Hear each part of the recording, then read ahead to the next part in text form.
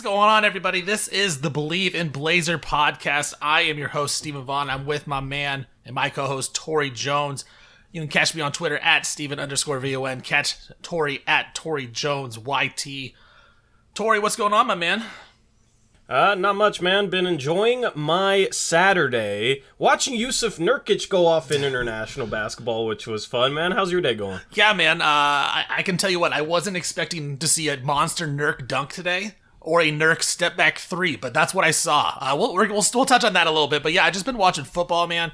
College football's back. I'm excited. I placed some bets last night, so I'm ready to go. Get ready for the real sports season, football, basketball.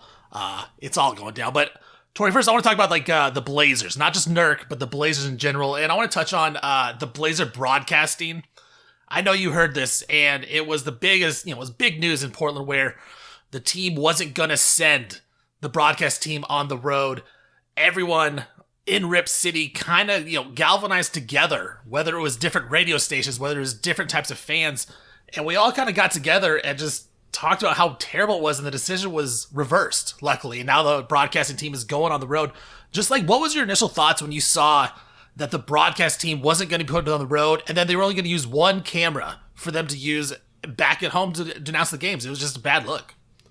It's always a bad look when you're doing something that, A, can come off as cheap, but then also, B, you're the only team in the league doing it.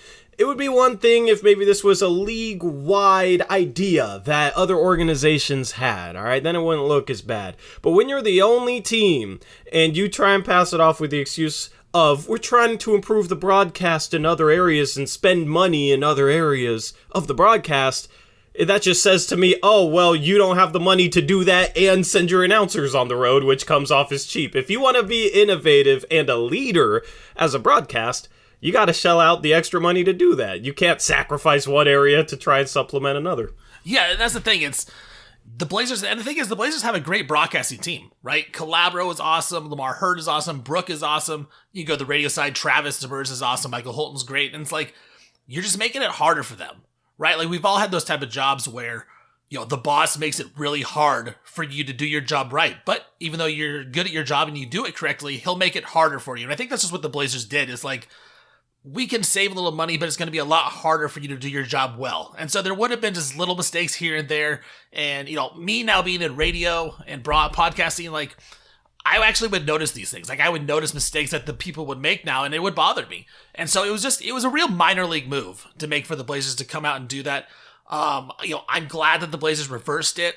I don't like the fact that they, I don't want them to give in to fans all the time. And I don't want that to be the main thing now is if we don't like a decision, let's just complain more. They're going to change their mind. But I do like that they made the right decision ultimately because, initially we thought maybe it was Calabro that didn't want to go on the road because during the COVID year, he sat out and he decided not to do it. But that wasn't the case. From all the sources I heard, I talked to numerous people.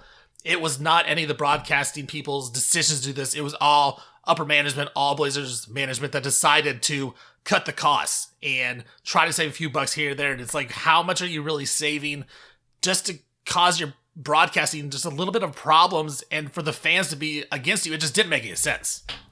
Yeah, I don't think there will ever be a way to make remote broadcasts sound like they're there in person. I don't know how you mix the audio so that there's no noticeable difference. And then also, as a commentator, you feel the energy of the stadium. You feel the energy of the stadium. On the road, when the stadium's pumped, that's obviously very bad for the Portland Trail Blazers. And having the contrast with a pumped-up stadium and then, Calabro. Calabro does a good job of playing both sides, but I've always enjoyed radio broadcasts for that reason. Brian Wheeler in the past, who used to be a part of Bleav, he did a great job of painting the emotions of the game. And it's hard to get tapped into the emotions of the game if you're watching it on a monitor, man. I just don't know how broadcasters could do that in a way that seems authentic. No, right. And I think everyone's just excited to not be the only team, like you said, to have this decision. That, again, you made the point of they're the only team to do this, and it's just a bad look, man. It's just a minor league move. So I'm glad the Blazers, realized they made a mistake and they came out and they made it right. But, it ultimately, this is another reason why I have such a hard hard time putting all my faith, all my belief in this organization because they make these kind of silly mistakes and silly decisions that don't make sense. So, like, why am I going to trust them? If they can't put the broadcasting team in the right spots, what am I going to trust that they're going to put the right players in the right spot or get the right players in this organization, the right coaching staff, the right front office? It's just another thing that hurts my trust with the organization. And so for that reason, like, it just bothers me even more.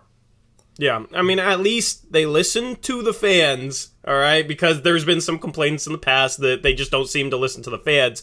But on that note, at some point, just put together a fan council or something. We've seen it in sports or whatever, and you can toss out ideas to this fan council, and they'll give you feedback as to, oh yeah, that's not going to go over with the fan base, or it will. It seemed like they almost leaked this just to see what the reaction was, or they didn't think it would leak, and they didn't think the reaction would be that strong. I don't know, man, but you got to value feedback from the fans as an organization, and the best way to do that is just communicate with them, see what they think, behind closed doors before something like this comes out, and then there's this whole mess, and then you're getting roasted by your entire fan base. Yeah, I mean, so again, ultimately they made the right choice, which is good. It sucks that it took a couple days to figure it out. Like, why can't they just make the right decision? But ultimately they made the right choice, and I think we all are happy for that. But let's move on, Torey, to things on the court. And I want to talk about Jusuf Nurkic. You mentioned this off the top. Nurk today, we're just behind the curtains here. We are recording on a Saturday, right? College football Saturday, week 0. Nurk, Bosnia taking on France in a FIBA game. Jusuf Nurkic tonight. Torey, he goes for 21 points, 9 rebounds, 4 assists. Hits a nice step back three. Has a monster dunk in the game. He's had a few of these performances in the FIBA games. He's wearing number 0 now. He's had a couple great performances. Looks like he's in a lot better shape, like he's slimmer, a little quicker. Do you think this is a sign that maybe Nurk is maturing a little bit after he got this, his second big contract? Because the Blazers really need him to have a big year.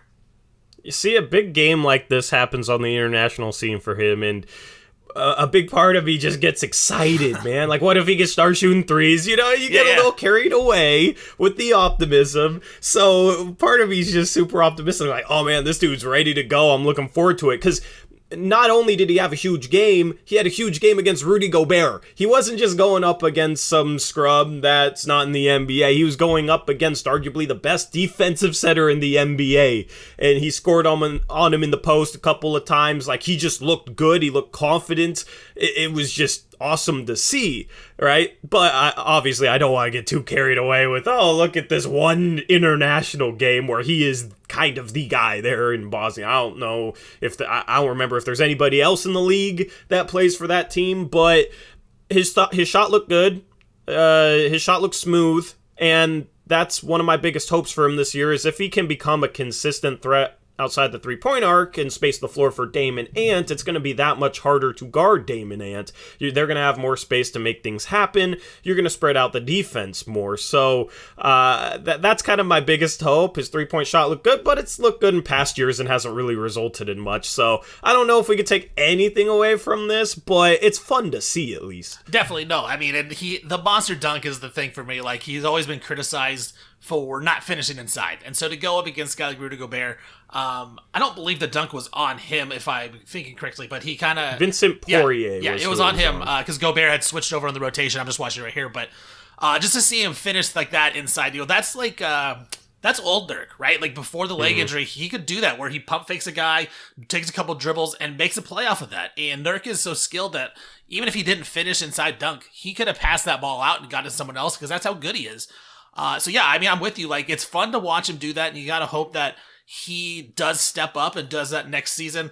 Just to clarify, Dazan Musa, he was on the Nets. He is on the Bosnia, and hers in the go. Let's just cancel that part out. I'm not gonna try it. The Bosnia team in France, they got a lot of guys. Luwawu Cabarro, Evan Fournier, Rudy Gobert. So they got some guys on that team as well. So it was a good competition. Nurk, again, 21 points. I think the question is, like you said, the question was with him is, can he step out and shoot a jump shot, right? Because he's never been a great finisher on the inside. It's always around 50%, maybe a little more, a little less. Can he step out and really provide that type of offense and be able to shoot, a 20-footer or even step out behind the 3-point line and hit some threes? I think that's really important going forward for the Blazers in this Chauncey Billups offense. Yeah, absolutely. I mean, a key thing to note, too, is they beat France, and France was phenomenal in, it was the Olympics last year. The weird year messed me up. But, so they get the win. Good for them. I really hope that he's able to shoot threes consistently this year, and if not, I hope that he doesn't shoot too many. Right? That's kind of the hard thing to figure out, is if he's shooting 31%, how many threes do you want him taking per game? Because he can probably take 4 or 5 at that rate. Defenses aren't going to really extend out on him if he's only shooting 31, 32%. Now, if he's shooting 35, 36%, then that's about a league average 3-point percentage.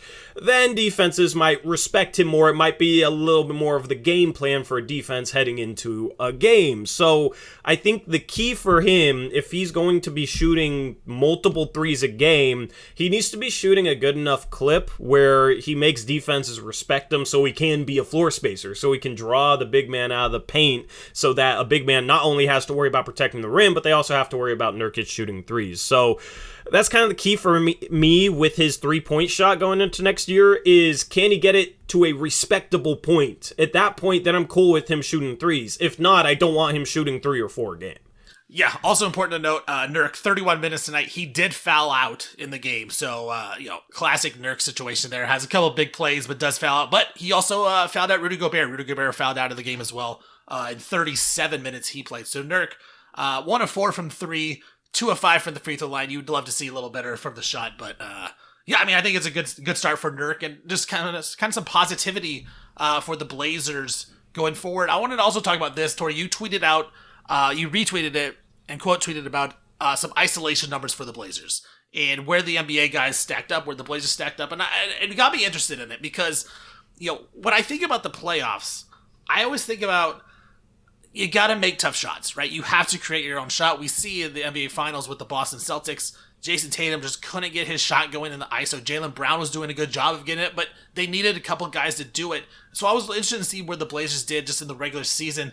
And in the offense, I think I have with Chauncey Billups. So I put up some numbers here and just see what your thoughts about him are. So Dame last year, he had 4.4 possessions a game where he was isolating into a shot. He averaged 1.01 points a game, which is towards the career low for Damian Lillard. But the guy that I'm really worried about here, and we talked about it a little bit on the first podcast, was Anthony Simons.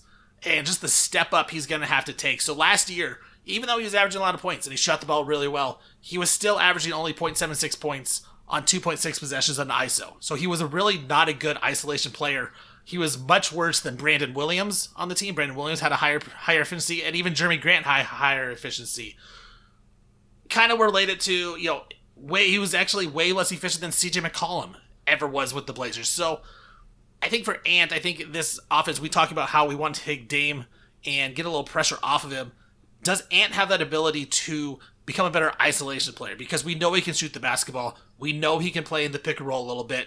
Do you think he has that ability to step up and become a better isolation player? He doesn't have to be the efficiency as Dame, but can he get up to, a point per possession when he does isolation? I think that would be really big for the Blazers. Yeah, and with him playing off Dame, he won't attract the best defensive player on the other team. Without Dame last season, he was being guarded by whoever the best perimeter defender was on an opposing team. So I think that'll make a little bit of a difference. He'll have a weaker defensive player on him in isolation situations, but I think the key for him is he just has to finish better. He has to finish better. He also has to get to the free throw line a little bit more, which we talked about in episode 1. Getting to the free throw line is a super efficient play out of isolation. The problem is he just struggles getting to the line. So being able to drive the paint, create contact and finish through it, but then also create contact to also get to the free throw line, I think would take him up a step in terms of his efficiency in ISO situations, because we know he can shoot off the dribble. His floater game looked improved last year. His mid-range pull-up looked looked improved last year, and we know he can shoot that 3-ball. So I think it just comes down to, can he get to the free throw line, and can he finish inside and use his athleticism, his freakish athleticism, to finish over some guys, to finish around some guys. I feel like he could use his athleticism a little bit better around the rim as well. So I think that's kind of the key for me in terms of him becoming a better isolation scorer. Yeah, I mean, being so young, he's still learning how athletic he really is, right? And we saw some videos of him dunking and stuff. But I think the question I want to ask you, Torey, is with the Chauncey Billups offense, Terry Stotts was a lot of pick and roll, and then if all else broke down, it was Dame go ISO or CJ go ISO. With the Chauncey Billups coaching staff and the Chauncey Billups offense running, how much ISO do you think is going to be run, or is it going to be a lot more just off-ball stuff, off-ball screens, those type of things? It better not be as much ISO as we've had in the past, man, because I've always felt like you can't win in the playoffs, at least against the best teams, if your main thing offensively is isolation. Now, of course, during the course of a 7-game series, teams get to know each other, teams get to know each other's sets extremely well, so you have to be able to score out of isolation because things can bog down. You need somebody to create something out of nothing a lot of times, but if that's your game plan going in, it's too easy to guard in a playoff series, and you're going to be going up against the best defensive teams in the league. So that's why I, in the past, had been an advocate for switching up the offense. And there was a couple years we were last in assists and I think last in passes, and we'd have a good offense during the regular season, jump into the playoffs, and our offense regressed against the mean. So I always wanted more ball movement. We didn't really see it last year. I think that was due to Dame being injured, not looking like himself. Chauncey didn't want to shake things up too much and wanted Dame to be comfortable. In the end, I just think Dame was hurt. But this year, I'm hopeful that they move the ball better. They implement some sets, some quick hitters just to get guys in certain positions, and then, you can freelance off some quick hitting plays, right? So I'm hopeful this year the ball movement's better. I think it's harder to guard in the playoffs, and that's the thing. If you move the ball, move players, and it doesn't work out, and you have 8 on the shot clock, that's when you give the ball to Dame and run a pick and roll, give the ball to Ant, run a pick and roll, or isolate. Yeah, talking off about that, too. We talked about this on 750 The Game on the BFT with John Canzano. We were shooting back and forth about the tiers in the NBA, tiers of players, and where does Dame fall in the tiers, right? We got the ultimate tier, Giannis, Luka, Kevin Durant, Nikola Jokic. You can throw whoever you want in there. Dame, I don't think is that elite tier, whether you want to throw LeBron in there or not. But we were kind of talking, and I think me and John were kind of on the same page. We think Dame's more of a top 15 player rather than a top 5 player. And I think a lot of it, maybe it is because he's coming off the injury. I haven't seen him for so long, and I've just underrated him because of that. Underrated him because of that. What are your realistic expectations for Dame this year, coming off the injury? Is he going to come back and be better than he was before the injury? Is he going to come back and be worse? I feel like he's around 15, but maybe I'm wrong on this. I mean, if you just go based off of what he did the year before last year, I feel like you have to have him at worst 10th. I'm not putting a guy like Jason Tatum. What about a guy like Jimmy Butler? What a guy like Jimmy Butler? This was the big one. I'm not putting Jimmy Butler over him either, man. Because I think that Damian Lillard offensively can take over games in ways that Jimmy Butler struggles to. Jimmy Butler can take over a game, and obviously is a much better defensive player. I think Damian Lillard's on another tier offensively than Jimmy Butler, and when you jump into talking about the best players in the league, most of the time it's what can they do on the offensive end, because in my opinion, you can control the game more as an individual on offense than you can on defense. So Dame in 2020 to 2021 season had 29 points per game, 7.5 assists, shooting 45% from the field. That's 52% from 2, and that's 39% from 3. I feel like if Luka puts up those numbers, he's a top 5 player, Dame, that's the last time we saw Dame healthy, and that's a phenomenal stat line. The year before that, he was 30 points per game and even more efficient. So I feel like he's still a top 10 caliber player when healthy, because I think last season was just due to injury. I'm not ready to knock him down outside of the top 10. And I think this year he's going to remind a lot of people that seemingly have forgotten what he can do. I'm not saying that's you. I was just, too many people on Twitter Too many people on Twitter seem to have forgotten what this guy will do, man. I see Trae Young's better than him. Ja Morant's better than him. I think this season he's going to get back to that 28, 29 point per game scorer. And here's the thing. Even if he doesn't, that doesn't necessarily mean he's not as good. It could just be the offense is a little different, that sort of thing. But, if I also expect him to be better defensively now that he's healthier than he's been in years. So that's obviously a part of this. I'm putting him borderline top 10. And that was going to be my next question is, what do we expect defensively? Because, the injury, you could tell it really bothered him, right? Like, some people said it wasn't a real big thing, and he just, he probably could have played on it, but it seemed like it really bothered him, and he talked about it, how it really was affecting his game. For me, defensively, that's why I can't put him in that top tier, right? Maybe he's good enough to be the best player on a championship team, maybe not, I don't know. But to get into that top tier, you got to be an average to an above average defender. Dame is definitely not that.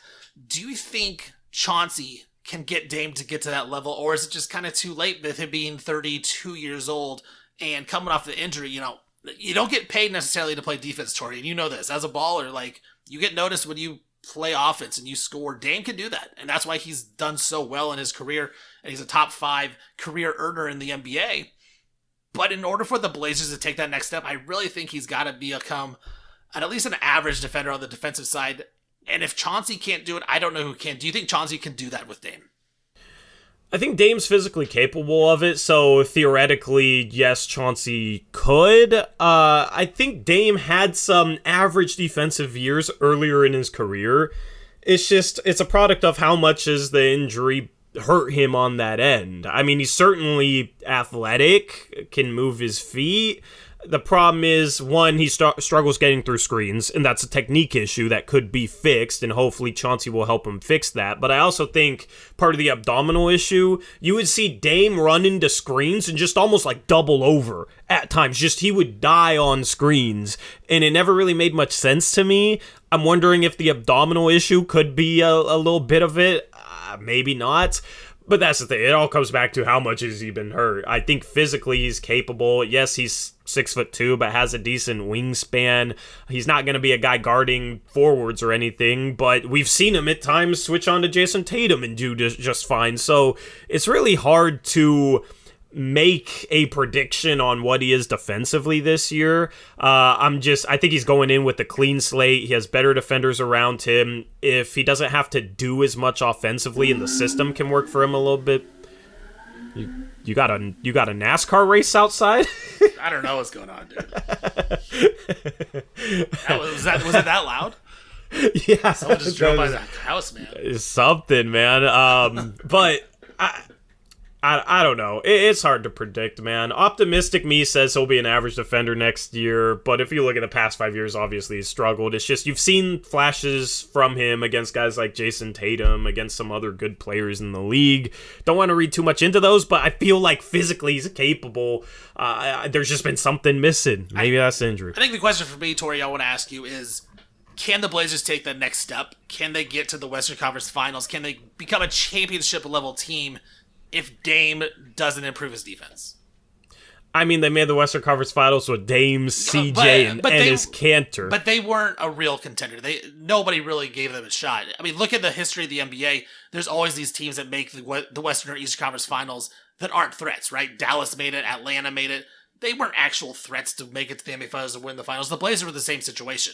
They weren't going to beat the Warriors. They weren't going to win the championship. I still don't think that's a championship-level team. So, yes, they got there, but can they make that next step and become a championship-level team without Dame taking that step? I mean, I agree with you on that team that year, but they also were up, 15 points in 3 of the 4 Western Conference Finals game? I feel like they were a little bit better than that. I don't think they were going to beat the Warriors in 7, but if they don't choke at least just a couple of these games, it was ridiculous how they choked a couple of those games, then you're talking about that being the series at least. The Warriors didn't have Kevin Durant, so they were a little bit short-handed. That was the year that Kevin Durant came back and then tore his Achilles. This year, did you take Dallas seriously when they played the Warriors? They got him a couple times. Oh, absolutely not. But see, that's my point. Is I think the Blazers are in the same exact spot as the Mavs. Luka Doncic was awesome, Dame was awesome, and after that there was no one else. And so I think if the Blazers had the right team around him, Dame has to carry it on the defensive side. Yeah, I mean, for me, here's my question for you. And we talked about this, me and Eric talked about this on one of our streams. How highly ranked do the Blazers have to be defensively? Do they have to be a top 15 team? Do they have to be a top 10 team? How good do they have to be defensively to be at least just a dark horse contender with an outside shot and maybe make it a run to the finals? Well, historically, you have to be a top 10 defensive team to win the NBA championship. So, for me, that's where it starts if you want to be a real contender. I mean, if you're talking fringe contender and make the Western Conference Finals, top half of the NBA, but if you want to be a real contender, you have to be in the top 10, and it's just kind of been proven over time in the NBA. Like, you have to have an elite offense and an elite defense. And so for Portland, I think that's going to be the toughest part. Yeah, I think they can be 10th to 15th. That's my optimistic kind of like roof for them, which is saying a lot considering how bad they've been in previous years. But you throw it back to 2018, 2019 season, I believe they were 9th defensively. It was either that year or maybe the year before, and that was with Dame and CJ starting. Now, they also had a Nurk pre-leg injury for a good part of whatever year that was. And then you had Al-Farouq Aminu and Mo Harkless, really good defensive wings. Portland kind of got away from that. You had Norman Powell last year, who isn't as good defensively or anywhere near as big defensively as either of those guys. And then you had Robert Covington, who's not an on-ball defender either. And then off the bench in previous years, we had Carmelo Anthony, Enes Kanter. And then there was no imagination for a while, just a ton of drop scheme under Terry Stotts. Like, I feel like everything that could be wrong defensively around Damian Lillard and CJ McCollum went wrong in regards to the roster, in regards to the type of defensive players we had, in regards to the effort last season, and in regards to the schemes in previous years. So, 2017-2018, they ranked 8th in defensive rating, and that was with Dame and CJ. I'm hopeful that that is kind of the ceiling, because I think they have the defensive talent this year that is reminiscent of the Blazers team that year with Al-Farouq Aminu, Mo Harkless, and then of course you still have Jusuf Nurkic starting. Now you have Gary Payton II, Josh Hart, I believe, in defensively. Jeremy Grant makes more sense with, as an off-ball, maybe secondary defender. I like the defensive makeup of this team around Dame and Ant. I'm hopeful that Dame can be better than he has been in the past, so I feel like the ceiling defensively might be a little bit higher than other people think, but of course that's just my optimistic spin on it. Yeah, no, I mean, I think those are the two biggest questions for me this season is, one, the growth of Anthony Simons. Can he take that next step to being an elite scorer? But number two is how the Blazers fare with his Chauncey Billups defensive style, right? And we saw it with Terry Stotts, like you said, a lot of drop coverage, a lot of really soft showing if they're going to show at all. Very rarely did they do that, and whenever they did, they would do it one time, then they would stop, and they would never do it again.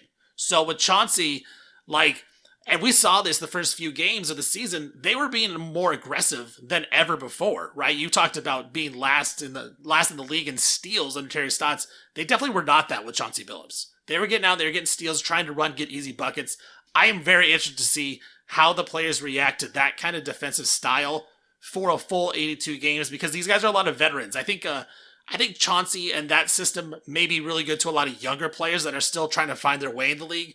But to get guys that are vets to buy in, I'm very interested to see if he can. I think he can, because Chauncey's got that, he's got the juice, right? He gets the finals MVP. He played in the league not too long ago. Players respect him. So those are the top two things I really want to see this year. See if Chauncey can get them going on the defensive side. But I know you are a giant Gonzaga fan, so I do want to bring this up. And you know where I'm going. Chet Holmgren, hurt his foot, out for the year, playing up in the pro-am. I'm just going to let you go off right now on people and tell them why it's not a big deal. I mean, the whole argument is that he's too skinny, right?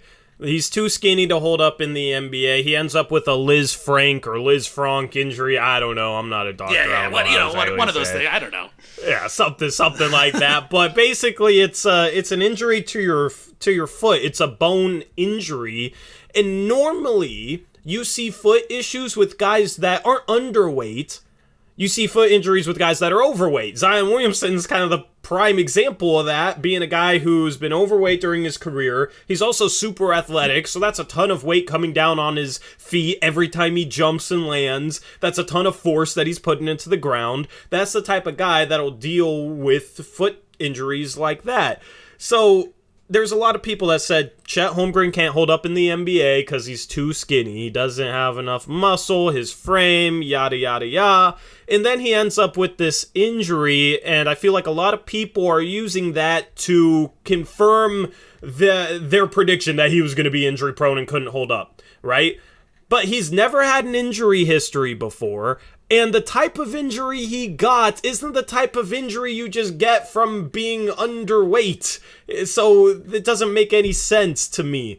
And it's funny because I see people that, didn't want Chet Holmgren or don't think he holds up in the NBA, and now they're saying that the Thunder should take for Victor Wembanyama, who has the same exact frame. He's just like 4 inches taller than Chet, but has the same exact frame that some people were railing on. And now, there's no consistency in those arguments. If you're against Chet's frame, you gotta be against Wembanyama's.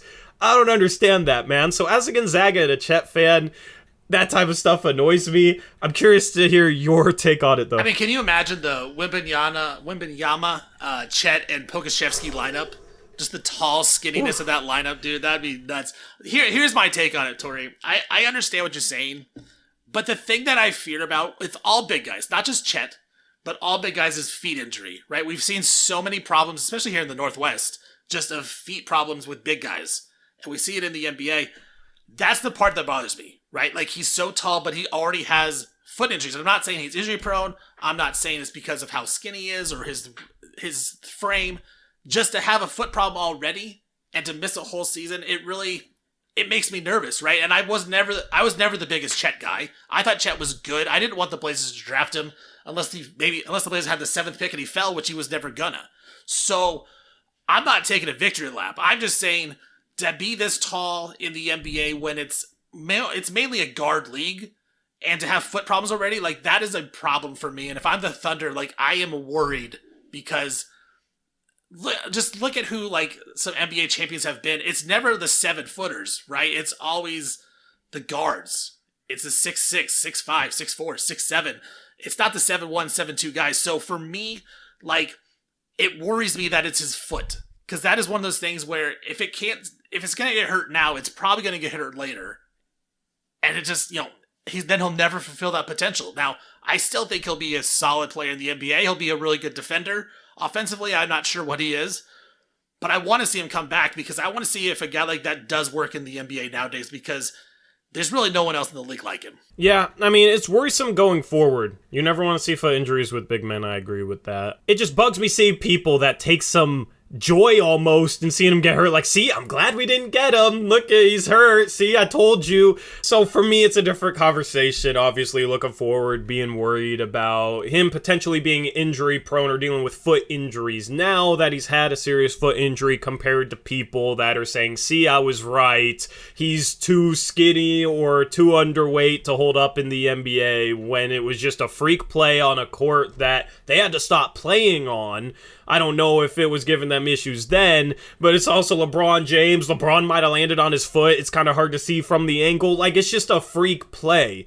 And I've heard some people say, oh, well, his bones are too skinny. But we have a starting center, Steven, that has some very thick bones and has had issues with breaking them, and that, of course, is Jusuf Nurkic. So we've seen stuff like that, and this type of injury is actually seen more in NFL players, right, who certainly aren't too skinny. So it's just a freak injury, and worrisome going forward. It just bothers me to see people saying, see, I was right, over something that they couldn't have predicted and has nothing to do with his weight. Yeah, I mean, talking about the NFL, the most recent guy was Travis Etienne on the Jaguars. He got the same injury. Supposedly he looks great in training camp. So if you want to watch Jaguar football, which I know not many people do, I will. I'm a kind of a Jag fan because my boy is a Jag fan, so we watch him. But just watch how he moves, and maybe if you see him move well, I have a lot of faith that Chet's going to come back. He works hard. He does this, but it's just so interesting. Chet Holmgren is, because we've never seen him, a guy like that in the NBA, right? And for me, that's where all of my doubts come from. It's just like, I like John Morant more than Zion coming out of the draft, but you had to draft Zion because we've never seen anybody like that. We've never seen a 6'6" guy that weighs 280 that can move and jump like that. So if it hits, it's going to be one of a kind, where we've seen guys like Ja. We've seen guys like Ja who are like Derrick Rose or Russell Westbrook, just really athletic point guards. So with Chet, we've never seen a 7'1" guy move around like that, have the guard skills, be a great off-ball defender with the shot blocking. So I really want him to come back healthy because we've never seen it, but I still do have my doubts about Chet. Real quickly, talking about the Pro-Am and the condition of the Pro-Am, in that game, Torey, Jason Tatum, LeBron, DeJounte Murray, Paolo Banchero, what are your feelings on guys playing in Pro-Ams? Like, as a Blazer fan, do you want Damian Lillard, do you want Anthony Simons playing in these Pro-Ams where, you know what, when I was at Concordia University, I played in a Pro-Am at Jefferson High School, and we played... my team was going to go up against Ime Udoka's team. Ime was playing for the Spurs at the time, but he sat out the game he played us because our team was terrible, and I think he just didn't want to get hurt because he wanted jokers like me guarding him. Like, that stuff can happen now. When LeBron plays or Jason Tatum or Dame would play, they wouldn't throw guys like me out there. They would throw out other really good college players or other good professionals. But just in general, like, what are your thoughts about, like, professionals playing in the Pro-Ams and the difference between like skill work and on-court being live in shape type of stuff? I mean, it's hard to say how much these guys are playing behind closed doors and private runs and that sort of thing. They probably are. I mean, you've seen DeMarcus Cousins, I believe, in the past got hurt during a private run, and Klay Thompson as well, if I recall correctly. So it happens, whether it's a Pro-Am or whether it's a private setting. So I don't really have any issue with it. It's obviously cool to see. It's cool to see these random NBA players playing with each other. You see Tari Eason, who's a rookie this year, guarding LeBron James, who was like his idol growing up, and he was ecstatic for that moment. And you know, it's cool to see that type of game being played in Seattle, LeBron coming and playing in Seattle, who should still have their freaking team, by the way. But, you know, it's cool for the city of Seattle. The problem is the organization of it, I think, needs to get a little bit better. The court had issues. It was basically only a VIP event. Like, there was people that camped out outside of the arena that Seattle Pro-Am, the crossover, was played, and they couldn't get into the stadium. They camped out and they were waiting for hours. They couldn't even get in.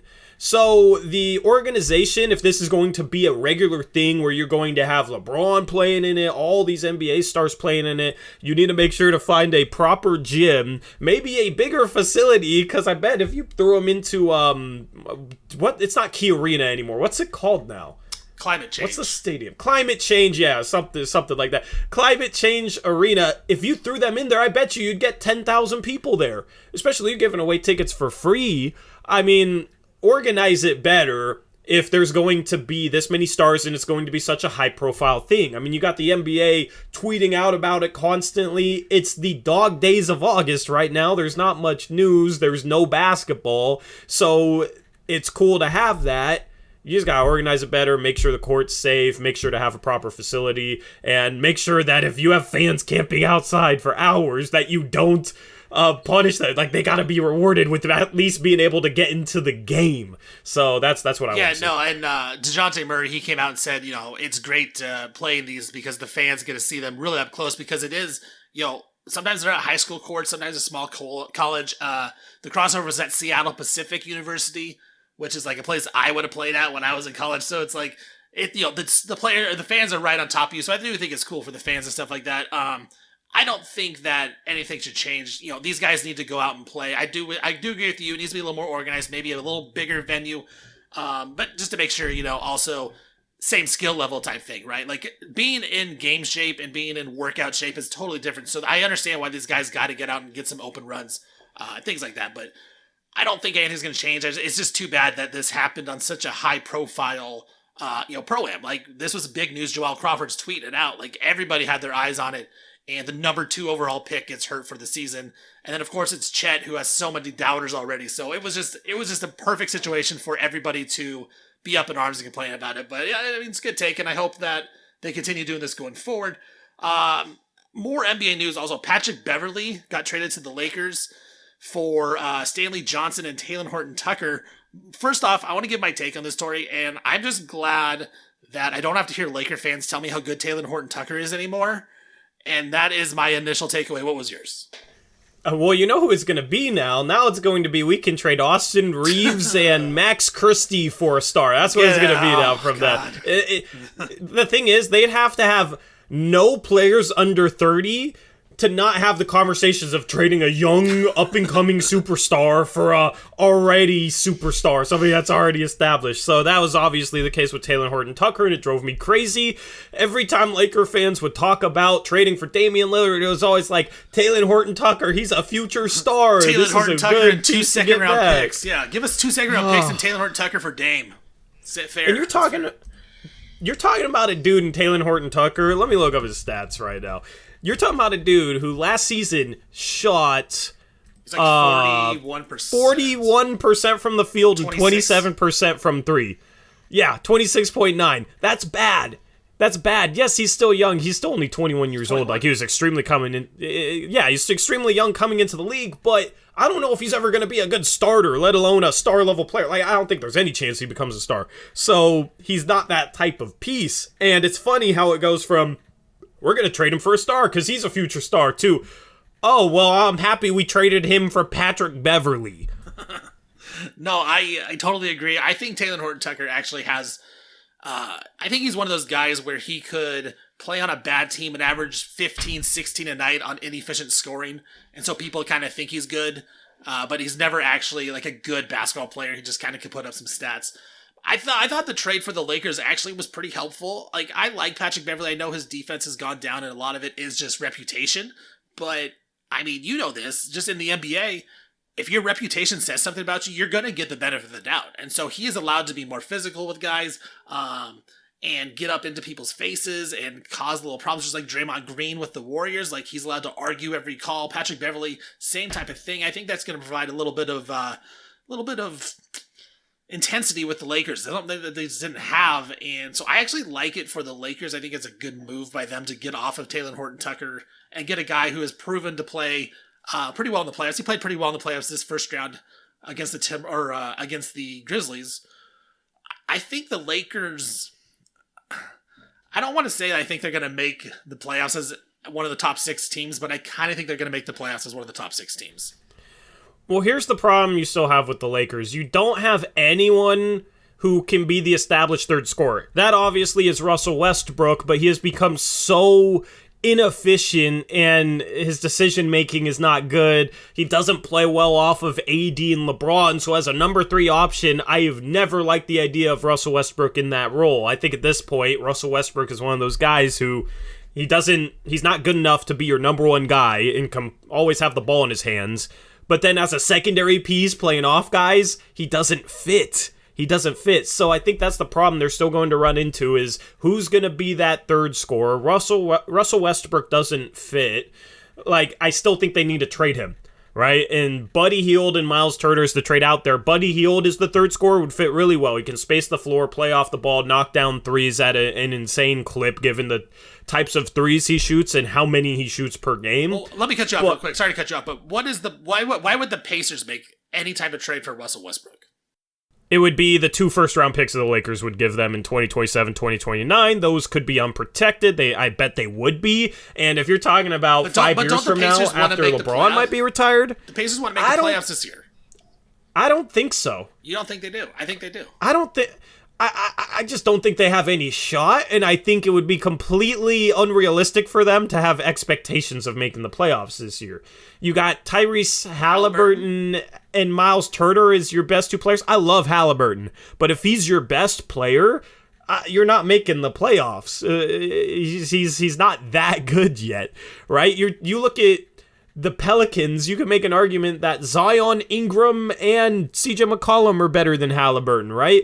And they're a borderline playoff team. Now, the West is deeper, but I don't see there being any chance that the Pacers make the playoffs. I think they could honestly be worse than Orlando next year with Banchero and Wagner's nice, and if Suggs takes a jump, like, I think Pacers could be kind of in the same tier as Detroit. So if they want to make the playoffs and they refuse that sort of trade because they have some short-sighted goal of making the playoffs, I think that's a huge mistake for them. You could get back potentially top 5 picks that aren't your own 5 years from now.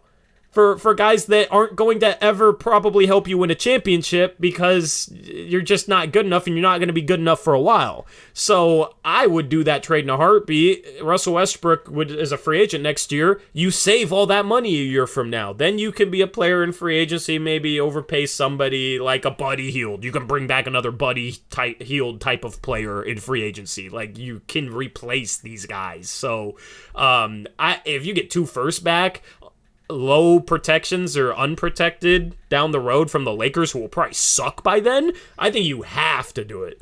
Yeah, that would be interesting if the Lakers did get those 2 guys, Buddy Hield, Miles Turner. I think that would actually help them a lot, and it would help my case of them being a top 6 team. But anyways, I just think Patrick Beverley actually is a good fit for the Lakers. You know, he provides a guy that's going to play hard.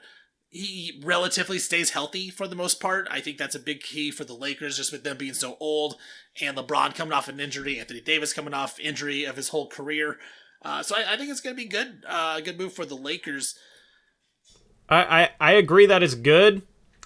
It's just LeBron's 37. Yeah. Like, it's not a difference-making move by any stretch, right? Like, I'm not saying they're going to be the 1 seed or, like, their win total should go up because of it. I just think it's another good player that has proven he can play in the NBA, where Taylor Horton-Tucker has proven that he's not an NBA player yet, and same with Stanley Johnson.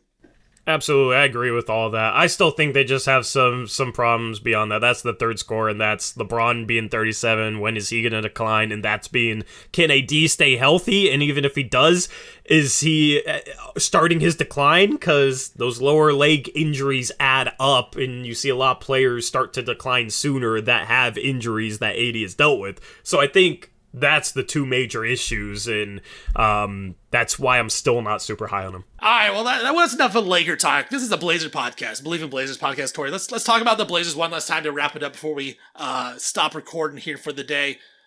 I know that you saw this, and I know that a lot of people saw this, but the leaked Portland Trail Blazers Statement Edition jersey that'll be worn for next year just got leaked.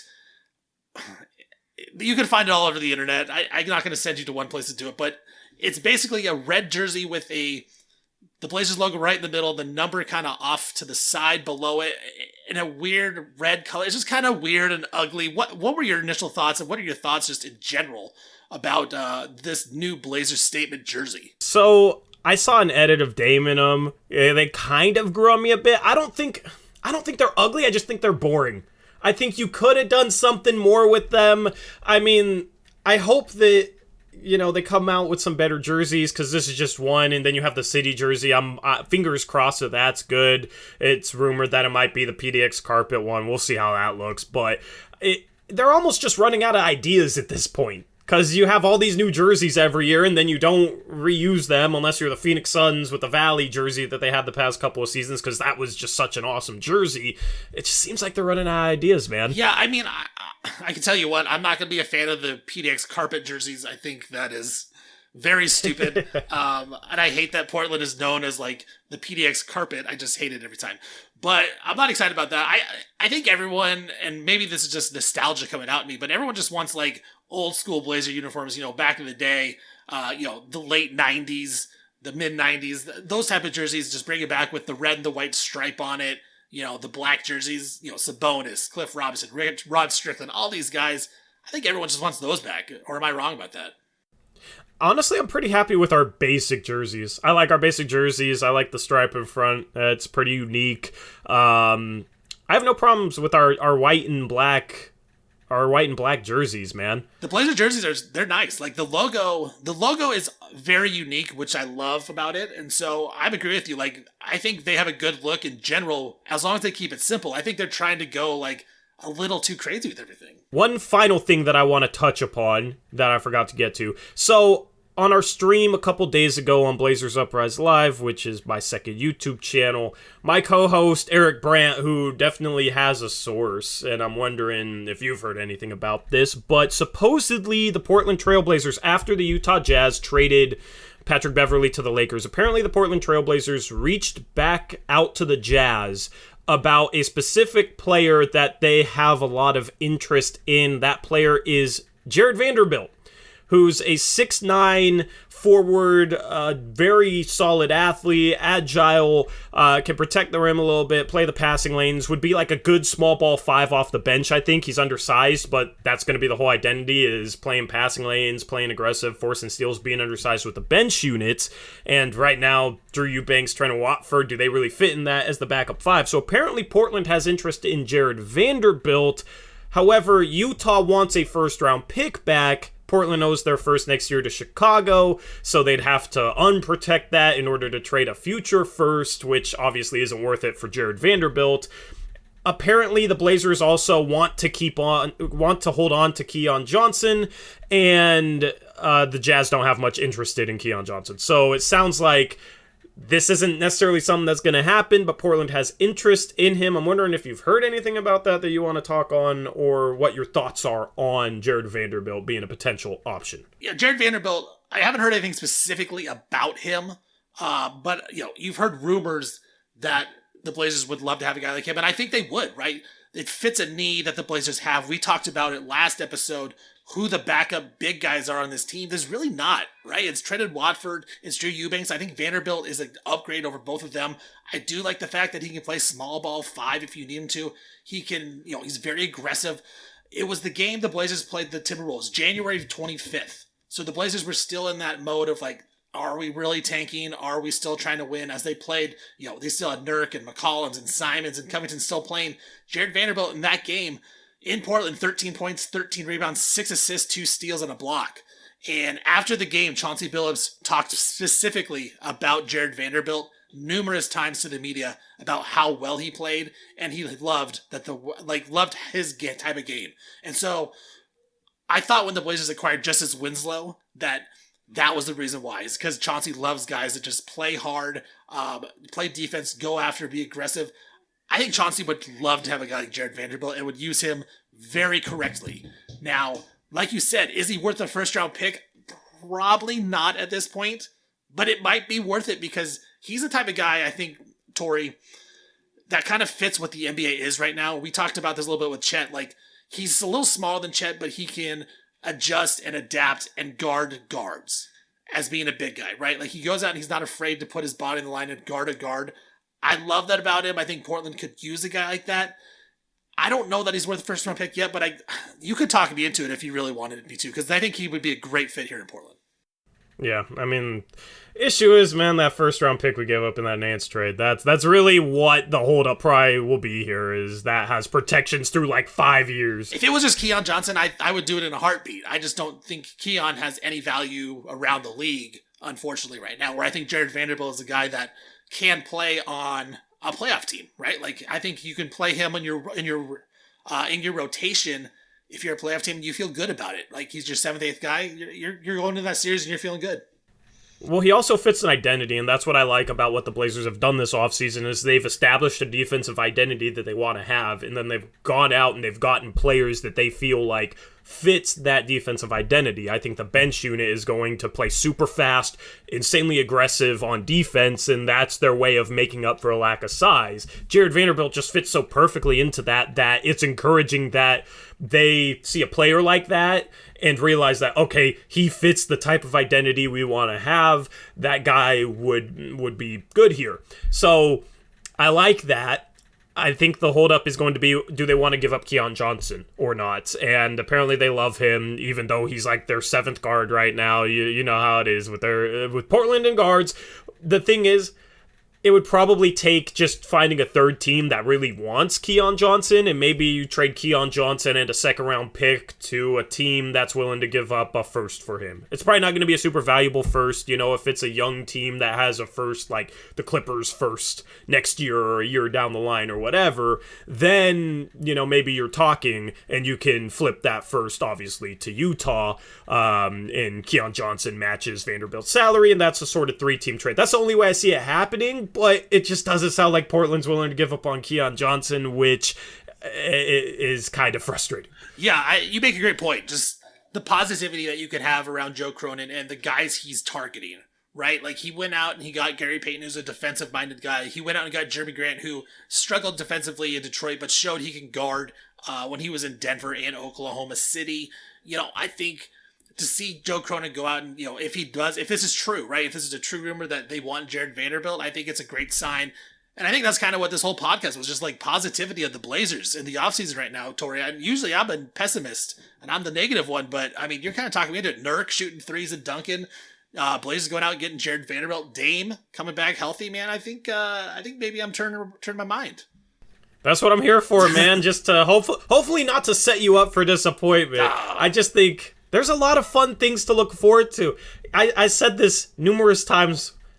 Even if this season doesn't go super well, there's so many intriguing storylines going into the season that are going to be fascinating to watch and fun to cover. So even if it's, a 500 team, it's still going to be a fun team because they're going to play faster. They're going to play harder defensively. They're going to play aggressive, and you have a lot of storylines to cover. So even if I wasn't as optimistic in the team performing, I'm still just really looking forward to the season and media days in officially less than a month now. It's August 27th. That's September 26th. So it's less than a month, man. I'm ready to go. And then they travel over to Santa Barbara for training camp, which I don't understand that.